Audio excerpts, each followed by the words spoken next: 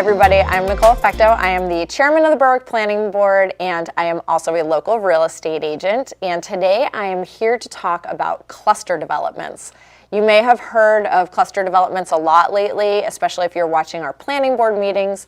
We have a few major subdivisions that are before the board right now. And one of the things that we can require of a major subdivision, if it is in a specific area, so it has to, the land has to be of significant benefit or use, or maybe previously was farmland or is forested land, we can require the developer to come back in with a cluster development submission. And I'm going to read a little bit from my phone because I wanted to make sure that this information was extremely accurate. I've had some comments lately at some of my public comment sessions about clustering, and I just want to make sure everybody is really clear about what it actually is. So cluster development is the economic development of business clusters or residential areas, and this is the part we're talking about, is residential areas, to permanently protect open spaces and environmental resources. So under this scheme, houses are built closer together on a part of land rather than spread evenly on larger lots over the whole development.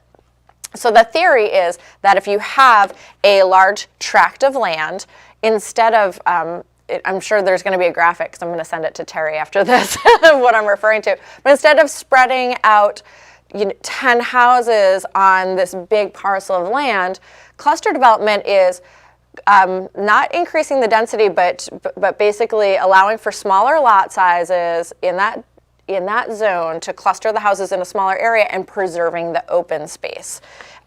So it's a land development tool that is used by communities to protect open space or environmentally sensitive lands. And that's what I was talking about, where it's farmland or forest land. It's something that is important land to the town. A couple of things I wanted to add is that the net residential density shall be no greater than is permitted in the district. The developer has to submit 2 sketch plans. One is a standard layout and the second as a cluster. And the number of buildable lots in the cluster cannot exceed what was in the standard plan. At least 30% of the site must be preserved as open space.